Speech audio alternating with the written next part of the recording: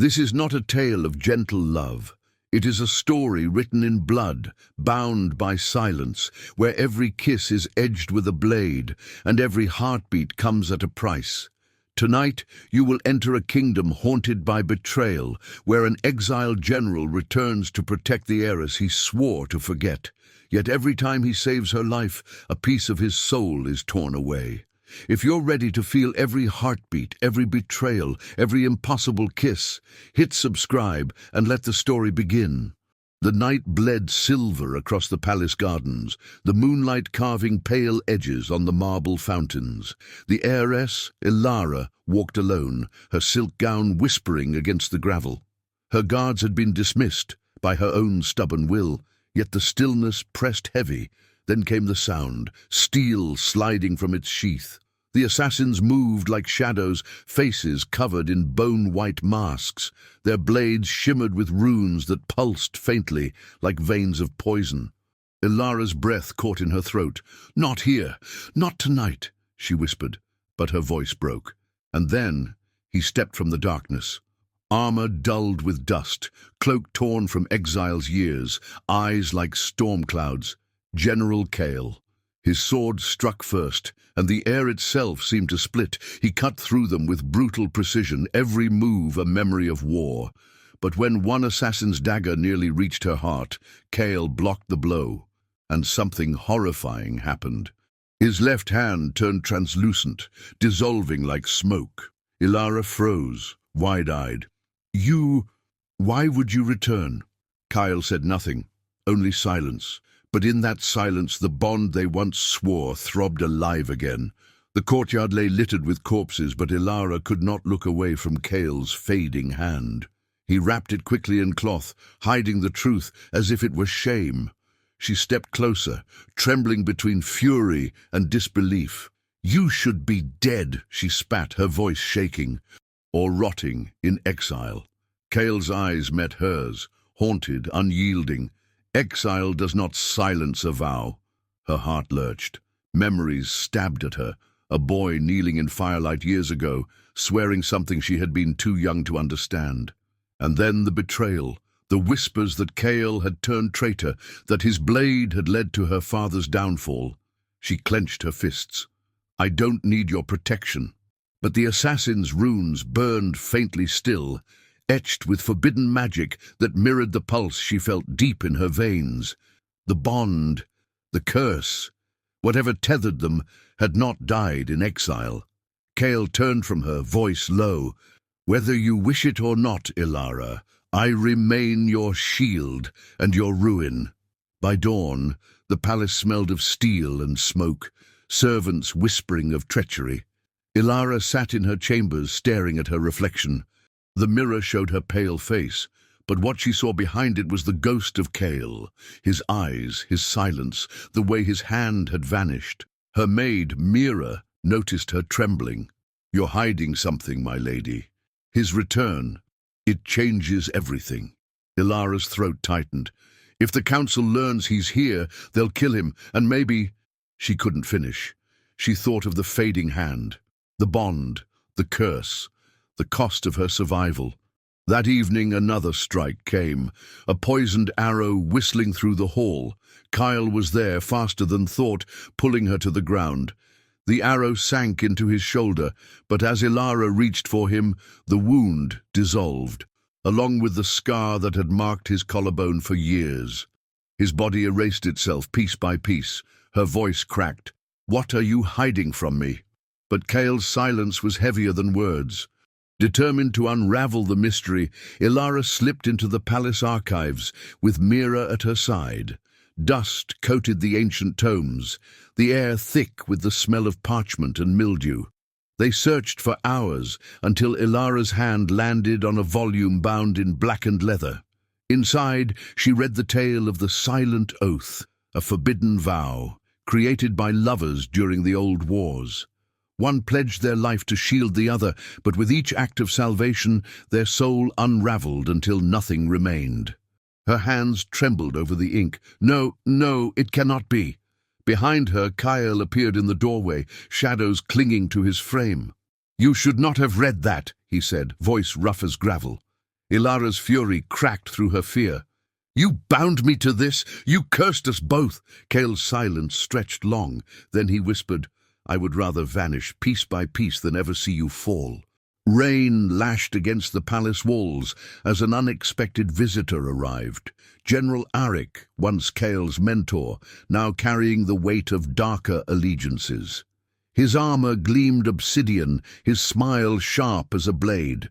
"Elara," he bowed mockingly, "you do not understand the chain around your neck.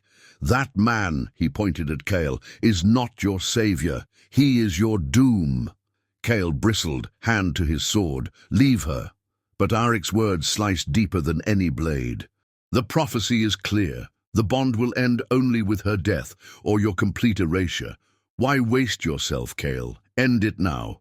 One cut, and you both are free." Elara's chest constricted. "You want me to believe my life is the price of his survival? That my death is mercy?" Her mind spun, betrayal, sacrifice, impossible choices. Yet beneath the storm, her voice steadied. "I will not be anyone's prophecy, not yours, not his, not fate's." But the question clung to the air, jagged and unyielding. How long until one of them must be sacrificed? The first whispers of war arrived with the eastern winds.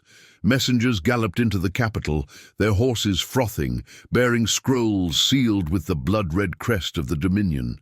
Smoke curled in the distance on the horizon, faint but undeniable. In the council chamber, voices rose like a storm, demanding Elara marry into a neighboring house to secure an army. The walls themselves seemed to tremble with ambition, the stained glass casting fractured light across her pale face. "My throne is not a dowry," she declared, but her words fell heavy against the stone. Behind her, Kael lingered in the shadows, unseen but always present. Elara's thoughts clawed at her heart, even as the arguments thundered on. "They see me as a pawn, nothing more. A crown to place, a womb to bargain." Her voice inside was bitter, laced with fear she would not show aloud. Kael's silence gnawed at her, his eyes betraying more than his lips ever could.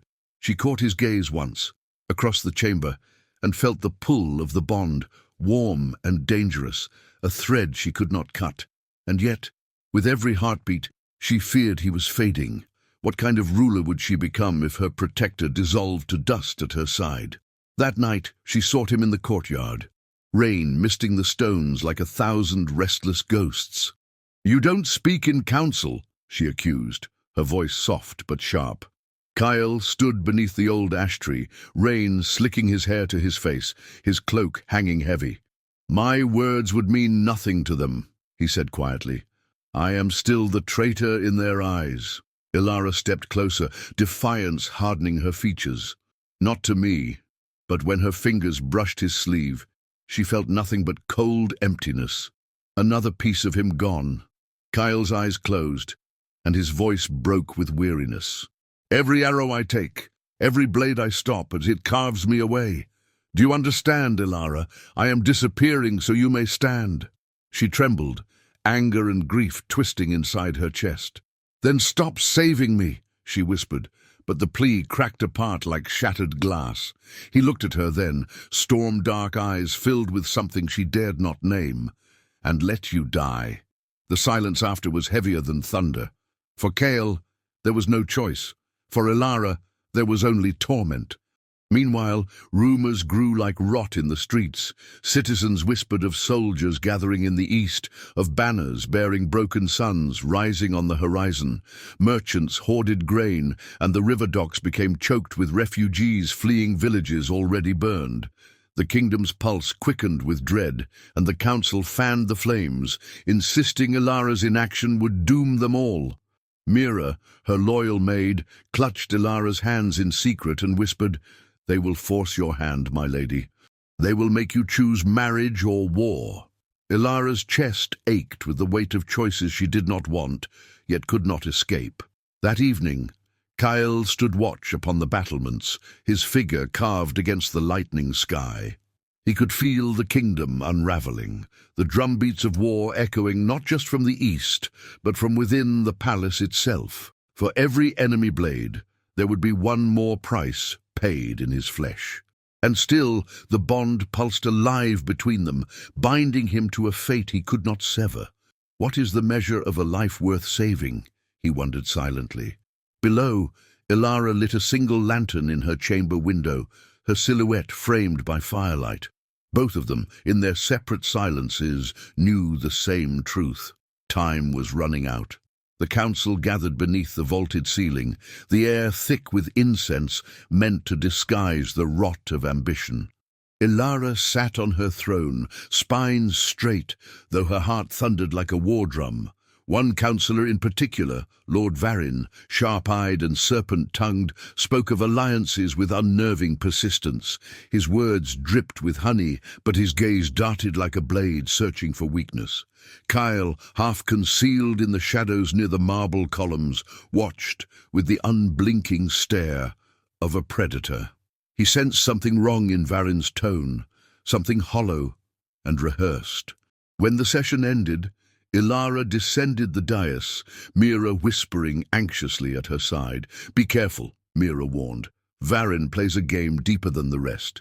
Elara forced a small smile, but her heart coiled tight. She had already learned too well that smiles hid daggers. As she crossed the hall, the torches sputtered strangely, their flames bending inward as though inhaling. Kael stiffened instantly. His instincts screamed a warning, one he had heard 100 times in battlefields past. An ambush. It happened swiftly. A blade flashed in the hands of a guard she had known since childhood, his face expressionless as stone. Kael surged forward, his sword catching the assassin's strike an inch from Elara's throat. Sparks burst like fireflies, illuminating betrayal, writ clear across the man's eyes. Elara's breath strangled in her chest. "Why, you were sworn to my family," she cried, but he only hissed, "The council has already chosen a new heir." Chaos erupted, steel ringing like thunder against thunder. Kael fought savagely, his blade moving with deadly memory, but each strike cost him. As he cut down the traitor, Elara saw his skin shimmer, then fade, not just his hand this time, but the memory of an old scar above his brow vanished. She remembered that scar. It had been carved in her defense when they were children, a moment that bound them long before words had. Tears stung her eyes. "You're losing more than flesh, Kael. You're losing us." But he pressed forward, protecting, always protecting. When the last assassin fell, silence clung to the chamber like blood on stone. Lord Varin had vanished in the chaos, his empty chair now more accusatory than any dagger. Elara trembled, fury burning beneath her grief. She turned to the remaining councillors, her voice like iron. "You speak of loyalty, yet treachery festers among you. I will not be your puppet, nor your pawn." Some averted their eyes, others glared. Kael's figure swayed, a shadow against the firelight, his breath shallow, his existence dimming further. In the quiet after the storm, Elara's hands clenched until her nails drew blood. "If my counsel betrays me, if my protector fades before my eyes, then who is left to stand beside me?" She whispered the words not just to the hall, but to the silence that pressed at her soul. Kael met her gaze briefly, and though he did not speak, she understood the unspoken vow in his eyes, always. The storm came heavy that night, rain hammering the palace roof until it sounded like the drumbeat of 1,000 soldiers. Elara escaped to the outer balcony, her gown soaked within seconds, her hair clinging to her cheeks. She pressed her palms to the cold stone, her chest heaving with rage and grief. Behind her, Kael stood silent, the rain running down his armor like melted silver. For long moments, only the storm spoke between them. Finally, Elara spun to face him, her eyes fierce through the tears. "Every time you save me, you fade. Do not deny it, Kael. I see you disappearing." Her voice cracked, but she pressed on, the words raw as open wounds. "What are you hiding from me? What have you bound me to?" Lightning lit the sky, and for an instant she saw his face as it once was, young, unscarred, unburdened, before the shadows claimed him again. Kael lowered his gaze, rain dripping from his lashes. "The vow was mine alone," he said, voice rough with the weight of years. "On the night of my exile I swore the silent oath, your life for mine. Every danger you face, I bear the cost." Elara staggered back, the revelation striking harder than the storm. Memories flooded her.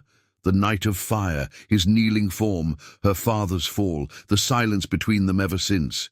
"You cursed yourself for me," she whispered, horror softening into sorrow. He stepped closer, his eyes storm-dark and unyielding. "It was never a curse, Elara. It was a choice." His words hit her chest like a blade, cutting deep. She trembled, torn between fury and heartbreak. "You gave up your life and never told me." Her lips quivered, her voice lowering to a whisper. "How many pieces of you are left?" Kael did not answer. His silence said enough. Elara pressed her fists against his chest, rain dripping from her chin. "Do you not see? You vanish, and I remain, with your absence carved into my bones. What kind of salvation is this? What kind of love?" For the first time, the word hung between them. Love, forbidden, fragile, impossible. Kael's breath caught, his hand hovering inches from her face, but never daring to touch. The kind I cannot escape. For a heartbeat, the storm seemed to hush, leaving only the rhythm of their ragged breaths. Elara's tears mingled with rain, her voice breaking into the silence. "Then we are both prisoners, of fate, of silence, of each other." Kael's jaw tightened, but he did not deny it. Instead, he stepped back into the rain's veil, a figure dissolving at the edges, both real and vanishing. By dawn, the storm had passed, but unease lingered like smoke in the halls.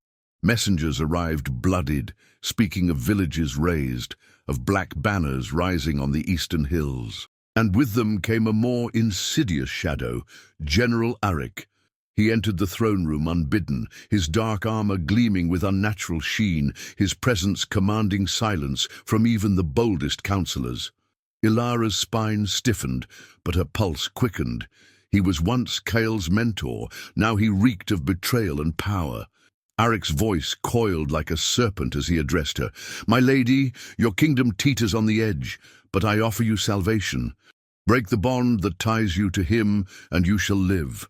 Persist, and both of you will fall." His gaze cut toward Kael, and something in his smile chilled the air. Kael's hand went to his sword, but Arik merely raised his palm, and runes flared, glowing like embers across the marble floor. Magic older than memory seeped into the chamber. Elara rose from her throne, defiance trembling in every line of her frame. "You speak as though fate were yours to command, but I will not be your pawn." Her words rang fierce, but inside her chest, doubt gnawed sharp. Arik's smile widened, sensing it. "Then watch him vanish before your eyes, piece by piece. It is I who placed the bond upon him, Elara. It was never his choice. It was mine." Gasps rippled through the council. Kael's face hardened, but his silence screamed betrayal. For a moment, the world tilted. Elara's mind reeled. Had Kael lied? Had his oath been twisted by his mentor's hand? "Tell me it isn't true," she demanded, her voice breaking like glass. Kael's lips parted, but no words came. Silence stretched, a knife between them. Arik's laughter filled the void, cruel and victorious. "You see, even now he cannot speak. That is the beauty of the silent oath. It binds not just his body, but his truth." The torches sputtered under Arik's presence, shadows lengthening unnaturally across the walls. He turned toward the council, his words dripping poison. "Your queen is weak, bound to a ghost. Choose me, and I will grant you power, everlasting." Murmurs spread like fire. Elara's fists trembled, rage clawing at her ribs. She saw Kael's fading form and knew one truth. She could not let Arik win, no matter the cost. Her voice rose above the fear, steady as steel. "You call me weak, but it is you who hides behind shadows. I will not bow. Not to you, not to fate." Arik's eyes narrowed, dark flames coiling in their depths. Then you have chosen your war." With that, he turned, his laughter echoing as he vanished into black mist, leaving the chamber colder than death itself. The palace felt hollow after Arik's departure, as if his shadow still lingered in every corner. Elara paced her chamber, the lanterns flickering under the strain of her restless steps. Her mind screamed with questions, her heart with grief. If he did not choose this bond, then what was all his silence for? What was his vow worth? She pressed her palms to her temples, fighting back the tears. Mira hovered nearby, unable to console her mistress, her face pale with fear for what was to come. Kael entered quietly, his presence filling the room even as his body seemed to fade more with every step. His armor clinked softly, like chains dragging across stone. "Elara," he said, his voice low, strained. She turned on him, fury sharp in her eyes. "Tell me the truth. Was it Arik who bound you, or was it you who chose? I deserve to know." Her words cracked the air like lightning. Kael closed his eyes, shame tightening his jaw.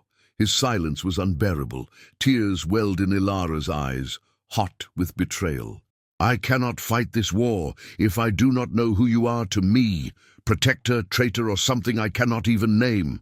She struck her fist against his chest, the sound hollow where he had already begun to vanish. Kael finally caught her wrist, his touch cold but steady. "I chose you, Elara," he whispered, his voice rough. "Even if Arik laid the snare, I walked into it willingly. My silence was my shield, my love, my prison." The confession cracked her rage, leaving only grief. She sagged against him, her tears dampening the remnants of his cloak. "Then let me free you. Let me break this bond before you're gone." But Kael shook his head fiercely, his form flickering like dying embers. "If you sever it, the bond will shatter you. Your heart cannot bear its unraveling." Elara pulled back, her face twisted in anguish. "So either you die for me, or I die for you. That is not love, Kael. That is cruelty." The silence between them was deafening, filled only by the ragged rhythm of their breaths. Kael's gaze softened, storm clouds breaking just enough to reveal longing. "Love has always been cruel," he said softly, "but it is still love." Elara's chest ached, her soul torn between fury and longing. She wanted to curse him, to strike him, to hold him forever, all at once. The paradox was unbearable, and it consumed her. As dawn's first light pierced the chamber window, Elara turned away, her silhouette carved in gold and shadow. Her voice, hoarse but resolute, cut through the silence. "Then I will find another way, for both of us." Kael remained still, fading at the edges, his heart pounding with a hope he dared not trust. Outside, the bells of the city tolled, announcing the gathering of armies on the eastern plain. War was no longer at the gates. It was here. The temple lay in ruins at the edge of the Blackwood, its spires broken like ribs jutting from the earth. Vines strangled the ancient stone, and the air reeked of moss, damp earth, and something older, the metallic tang of forgotten magic. Elara approached with Kael at her side, Mira clutching a lantern that flickered against the shadows. The path here had been silent, too silent, as if even the birds feared to speak. A legend whispered this was where the silent oath had first been forged, where love and ruin had been married in blood. Inside, the air was thick as drowning water. Glyphs carved into the walls pulsed faintly, answering to the bond in Elara's veins. She shivered as whispers coiled through her mind, voices of those who had taken the vow before, crying, begging, promising. Her hands trembled as she touched the altar, cold stone burning her palms. Kael's breath came shallow, his body flickering like a candle in the wind. "This is the place," he said, though his voice sounded distant, as though already half gone. A priestess appeared from the shadows, robed in ash gray, her eyes milky with blindness, yet piercing with unseen sight. "You come to sever what was never meant to be," she intoned, her voice a brittle hymn. "The bond may break, but at a cost neither of you is willing to pay." Elara stepped forward, desperation making her bold. "Tell me the price. I will pay it." The priestess's lips curled into something between pity and scorn. The bond is love. To destroy it, you must destroy what ties you, either his life or your memory of him. Elara reeled, breath breaking. My memory, she whispered, voice trembling. The priestess nodded solemnly. If you forget him, the bond dissolves. You will live, but he will never have existed for you. The thought cut deeper than any blade. Kael's eyes met hers, dark storms filled with sorrow. It is the better fate, he said quietly. Forget me, Elara. Rule free.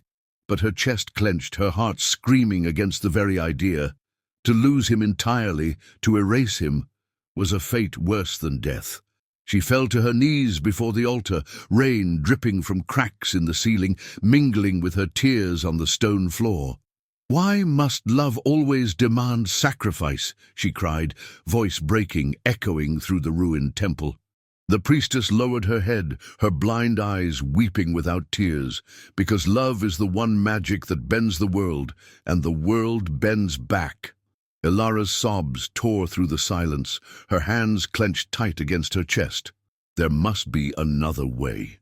Kael knelt beside her, his fading hand brushing her cheek one last time. Elara, sometimes the only way forward is to let go. She shook her head violently, gripping his hand as if she could anchor him back to flesh. No, she whispered, fire and agony colliding in her voice. If the world bends against us, then I will bend it back. The temple chamber shifted, the glyphs flaring bright until the air shimmered like molten glass. The priestess lifted her staff, striking it once upon the stone. The world split. Elara and Kael were thrown into visions, pulled into a space that was not time, but memory. Before them stretched every moment they had shared, childhood laughter, the night of fire, silent vows, every betrayal, every gaze heavy with words unspoken. The bond pulsed alive, showing them their entire history like a tapestry on fire. Elara staggered through the vision, her fingers brushing at threads of memory. She saw Kael at 17, bloodied yet smiling as he shielded her from raiders. She saw him kneeling at exile, carving the vow into silence with his eyes alone. She saw herself, younger, naive, hating him for betrayal he never spoke against. Her voice broke. I was blind, blind to you, to everything you gave. Kael appeared before her, his body half shadow, half light. No, you were never meant to bear my sins. But the vision grew darker. Shadows twisted the images, showing futures that could be. Her lying dead on the throne, Kael erased from the world entirely, Arik's banners flying above the capital. The choice crystallized, her life or his. Or the third, memory erased, leaving her alive but hollow. The priestess's voice whispered through the storm, decide, the bond will not wait. Elara screamed. Her hands pressed to her chest, her soul tearing. Why must love be measured in lives lost? Kael reached for her, his fading hands desperate to hold her one last time. Choose yourself, Elara. Forget me.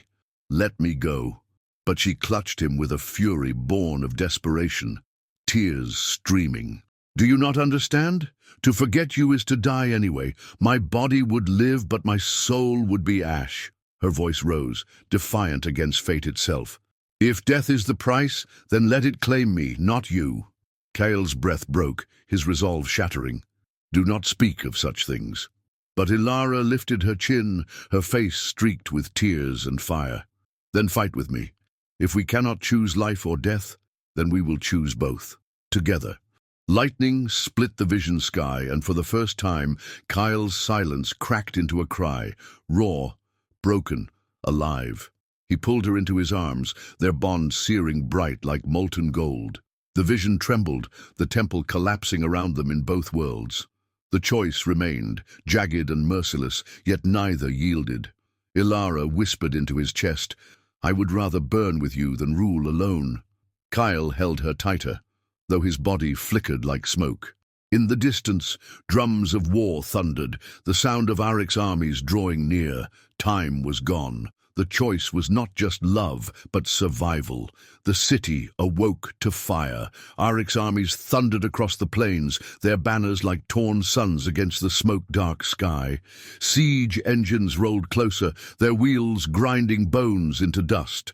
The bells of the capital screamed warning, while citizens fled through alleys thick with ash. Elara donned her armor, silver and crimson, gleaming in the torchlight, and strode to the battlements. She was no pawn, no pawn's bride. She was queen. Beside her, Kael mounted the walls, his body half-shadow, yet his presence towering. The soldiers who once cursed his name now stared in awe, for even in his fading form he fought like 10 men. He commanded with gestures more than words, his silence more powerful than shouts.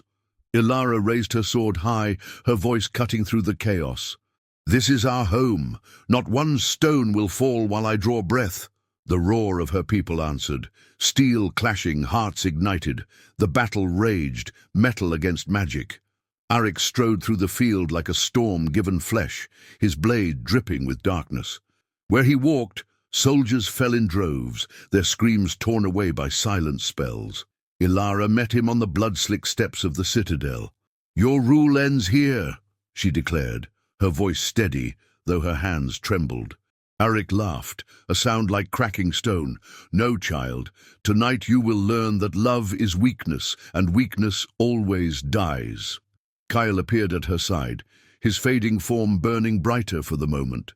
Together they struck, blade against blade, light against shadow. The clash shook the walls, lightning sparking from steel. Every strike Kael made cost him, parts of him blinking out, pieces of memory stolen.